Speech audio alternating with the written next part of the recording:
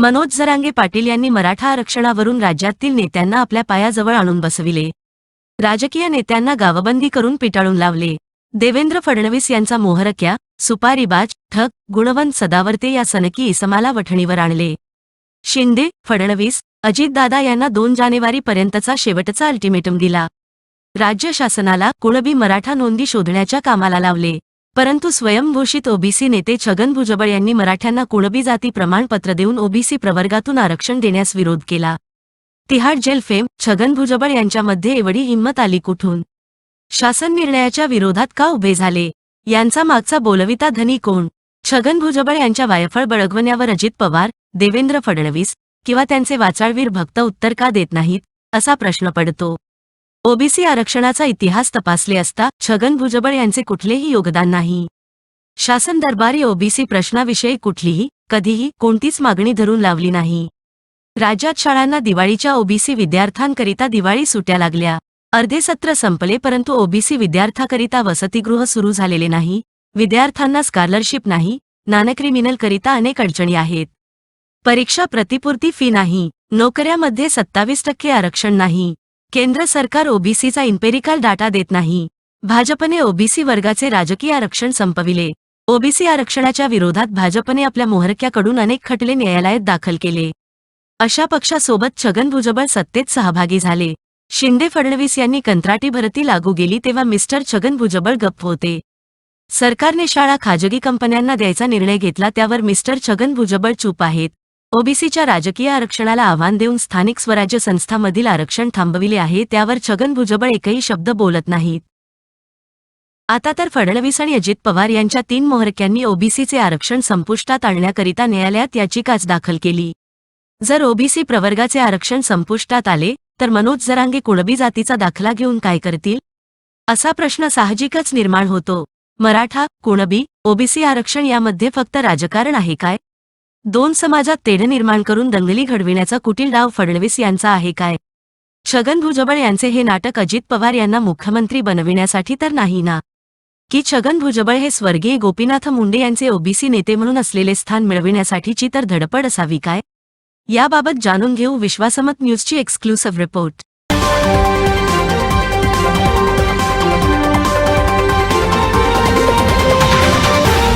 छगन भुजबळ एक आक्रमक नेते. मंडल आयोगाच्या निमित्ताने त्यांनी शिवसेना सोडली. ज्या काळात बाळासाहेबांवर टीका करण्याचं कुणाचंच धाडस होत नव्हतं अशा काळात भुजबळांनी बाळासाहेबांचा उल्लेख टी बाळू असा करत मूर्तीभंजन करण्याचं काम केलं. यापूर्वी भुजबळ जेव्हा शिवसेनेत होते तेव्हा ते हिंदुत्ववादी होते. रिडल्स इन हिंदुइझम हा वाद झाला तेव्हा आंबेडकरवादी नेत्यांनी हुतात्मा स्मारकापर्यंत मोर्चा काढला होता. तेव्हा हेच हुतात्मा स्मारक गोमूत्राने पवित्र करण्याचं काम भुजबळांनी केलेलं. अर्थात भुजबळ किती आक्रमक होते आणि आक्रमक कृती करताना ते मागे पुढे पाहत नव्हते हाच भुजबळांचा इतिहास आहे. पण जेव्हा तेलगी प्रकरण बाहेर आलं त्यानंतर मात्र भुजबळ शांत झाले. 786 दिवस भुजबळांना जेलमध्ये राहावं लागलं. या काळात व्हायरल झालेला त्यांचा तो फोटो पाहून भुजबळ संपलेत अशा चर्चा सर्वदूर पसरल्या. पण भुजबळ बाहेर आले. बाहेर आल्यानंतर मात्र भुजबळ कमालीचे शांत होते. त्यांच्या राजकीय महत्वाकांक्षा सुद्धा संपुष्टात आल्यात असं दिसत होतं. दिलेलं मंत्रिपद घेणं या पलीकडे भुजबळांच्या महत्वाकांक्षा दिसून आल्या नाहीत. मात्र अजितदादांचं बंड झालं आणि पुन्हा एकदा भुजबळांची तीच आक्रमकता समोर आली. पहिल्यांदाच त्यांनी शरद पवारांवर थेट टीका करायला सुरुवात केली.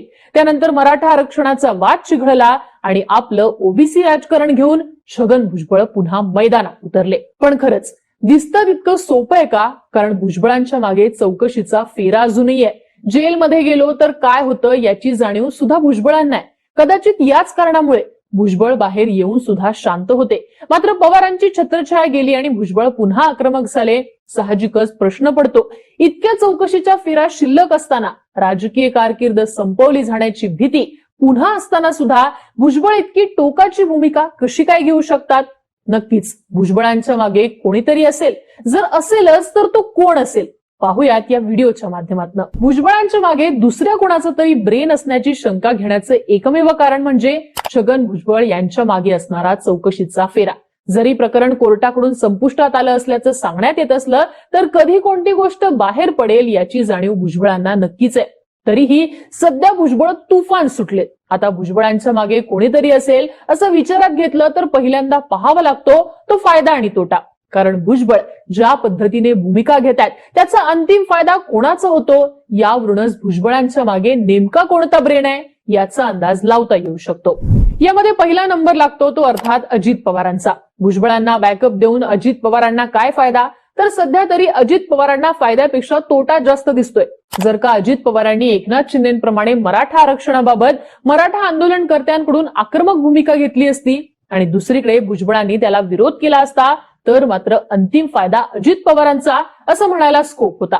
पण अजित पवार मराठा आंदोलनात भूमिका घेण्यापासूनच अलिप्त राहिलेले आहेत. त्यामुळे अजित पवारांपासून मराठा दुरावताना दिसतोय आणि त्यातही ओबीसी हा अजित पवारांसोबत राहीलच असं म्हणायचं तर अजित पवार थेट भुजबळांना सुद्धा बळ देताना दिसत नाहीयेत. त्यामुळे अजित पवार गट भुजबळांच्या माध्यमातून ओबीसी मतदार जोडून घेऊ शकतो असं म्हणणं धाडसाचं ठरू शकतं. याचं अजून एक कारण आहे ते म्हणजे मराठा आणि ओबीसी वरून अजित पवार आणि भुजबळांमधला वाद सुद्धा जगजाहीर झालेला आहे. अर्थात भुजबळांच्या भूमिकेमुळे अजित पवार गटाला फायदा होईल अशी कोणतीच चिन्ह सध्या तरी दिसत नसल्याने आणि अलिप्त राहण्याचं धोरण स्वीकारलेलं असताना पुन्हा या आंदोलनाच्या निमित्ताने भुजबळांना मोठं करण्याची रिस्क अजित पवार घेणार नाहीत. त्यामुळे 100% अजित पवारांचं बळ हे छगन भुजबळ यांच्या मागे असेल असं म्हणणं अवघड जातं. अजित पवारांनंतर नंबर लागतो तो शरद पवारांचा.